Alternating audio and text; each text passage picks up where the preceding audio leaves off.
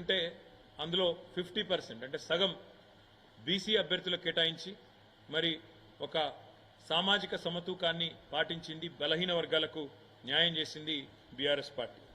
అదేవిధంగా అభ్యర్థులు కూడా చాలామంది సీనియర్ నాయకులు, బలమైన నాయకులు, బ్రహ్మాండంగా గతం నుంచి కూడా కార్యకర్తలతో మంచి సంబంధాలు, పార్టీతో ప్రజలతో మంచి సంబంధాలున్న నాయకులకు మెయిన్ టికెట్లు ఇస్తే, కాంగ్రెస్ పార్టీ మాత్రం చివరి నిమిషంలో వచ్చిన పారాషూట్ లీడర్లు, అందులో ముఖ్యంగా బీఆర్ఎస్లోంచి ఇతర పార్టీలోంచి ఎత్తుకొని పోయిన పారాషూట్ లీడర్లకు కాంగ్రెస్ కానీ బీజేపీ కానీ దాదాపు 6-7 చోట్ల బీజేపీ అభ్యర్థులు మా పార్టీలోంచి పోయిన వాళ్ళే, 4-5 చోట్ల కాంగ్రెస్ అభ్యర్థులు కూడా మా పార్టీలోంచి పోయిన వాళ్ళే.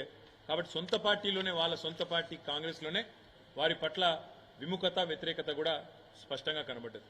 మా అభ్యర్థుల పట్ల సానుకూలత, వారి అభ్యర్థుల పట్ల వ్యతిరేకత.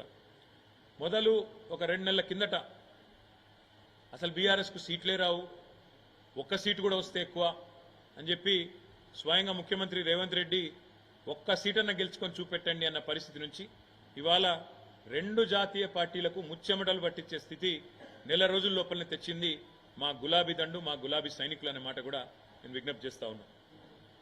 కొన్ని చోట్ల కాంగ్రెస్ మాకు ప్రత్యర్థిగా ఉండే, కొన్ని చోట్ల మాకు బీజేపీ ప్రత్యర్థిగా ఉండే, కానీ మొత్తం రాష్ట్రంలోని 17 సీట్లలో అంతటా కూడా ధీటుగా పోటీనిచ్చింది మాత్రం ఖచ్చితంగా బీఆర్ఎస్ అనే మాట నేను మీకు విజ్ఞప్తి చేస్తా ఉన్నా. ఇవాళ ఒకటి మాత్రం స్పష్టం, ఢిల్లీలో కుస్తీలు, గల్లీలో దోస్తీలు. కాంగ్రెస్ బీజేపీ రాజకీయం చూస్తే ఢిల్లీలో కుస్తీ, గల్లీలో దోస్తీ అన్నట్టుగా ఇలా వ్యవహారం నడుస్తూ ఉంది. ఢిల్లీలోనేమో ఏదో కొట్లాడుతున్న యాక్టింగ్, కానీ ఇక్కడ దాదాపు 6-7 సీట్లలో ఇవాళ తెలంగాణలో కాంగ్రెస్ పార్టీ బలహీనమైన డమ్మీ అభ్యర్థులను పెట్టి వాళ్ళ కరీంనగర్తో సహా, నిజామాబాద్తో సహా, అదేవిధంగా నిజామాబాద్లో డమ్మీ అభ్యర్థి నేను ఎందుకంటా ఉన్నా అంటే జీవన్ రెడ్డి గారు సీనియర్ నాయకుడే, కానీ ఆయన పోటీ చేయాలనుకున్నది కరీంనగర్ నుంచి. ఆయనను బలవంతంగా ఆయనకి ఇష్టం లేని నిజామాబాద్లో రుద్దింది కాంగ్రెస్. కరీంనగర్ అభ్యర్థి ఎవరో ఎవరికి తెలియదు. సికింద్రాబాద్ అభ్యర్థి అసలు ప్రచారం కూడా దాదాపు లాస్ట్ 10 రోజుల వరకు చేయలేదు. మల్కాజ్గిరి అభ్యర్థి ఆ ప్రాంతం కనీసం సుపరిచితం కూడా కాదు, పరిచయం కూడా లేదు.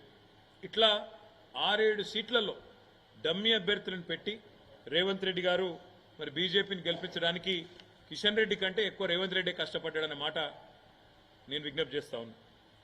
అదే మాదిరిగా ఇవాళ ఒక వార్త స్పష్టంగా కనబడతా ఉంది. నేను మా నాయకులు, కార్యకర్తలకు కూడా నేను చేసే విజ్ఞప్తి, వాళ్ళ దేశంలో ఈ 2 కూటమిల్లో ఏ కూటమికి కూడా స్పష్టమైన మెజారిటీ వచ్చే పరిస్థితి కనబడడం లేదు. ఇటు బీజేపీ ఆధ్వర్యంలో ఉన్న ఎన్డీఏకి కానీ, కాంగ్రెస్ ఆధ్వర్యంలో ఉన్న ఇండియా కూటమికి కానీ స్పష్టమైన మెజారిటీ అయితే వచ్చే పరిస్థితి లేదు. ప్రాంతీయ పార్టీలే తమ హవా కొనసాగించబోతా ఉన్నాయి.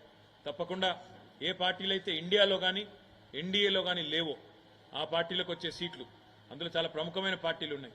బీఆర్ఎస్ ఉన్నది, వైఎస్ఆర్సీపీ ఉన్నది, బిజు జనతాదళ్ ఉన్నది. వీళ్ళే రేపు ప్రాంతీయ శక్తులే నిర్ణయాత్మకమైన పాత్ర పోషిస్తాయనే విశ్వాసం మాకున్నది. 5 నెలలు టైంపాస్గా నడిపింది కాంగ్రెస్ ప్రభుత్వం ఈ రాష్ట్రంలో ప్రభుత్వాన్ని. ప్రజల సమస్యల పట్ల కానీ, ప్రజల అవసరాల పట్ల కానీ అవగాహన లేకుండా అన్ని చిల్లరమల్లర అంశాలు తీసుకొని కొన్ని రోజులు మేడిగడ్డ మీద టైంపాస్ పేరు మీద, కొన్ని రోజులు శ్వేతపత్రాల పేరు మీద టైంపాస్, కొన్ని రోజులు ఫోన్ ట్యాపింగ్ అని టైంపాస్, రకరకాలుగా ప్రజల దృష్టిని మరల్చడానికి చిల్లరమల్లర ప్రయత్నాలు చేసి చివరికి కొంతమంది నాయకులను మా పార్టీ వాళ్ళని గుంజుకున్నా మా క్యాడర్ మాత్రం బలంగా నిలబడ్డది. పార్లమెంటు ఎన్నికల్లో అద్భుతంగా పోరాట పటిమను ప్రదర్శించింది బీఆర్ఎస్ పార్టీ క్యాడర్. అందుకే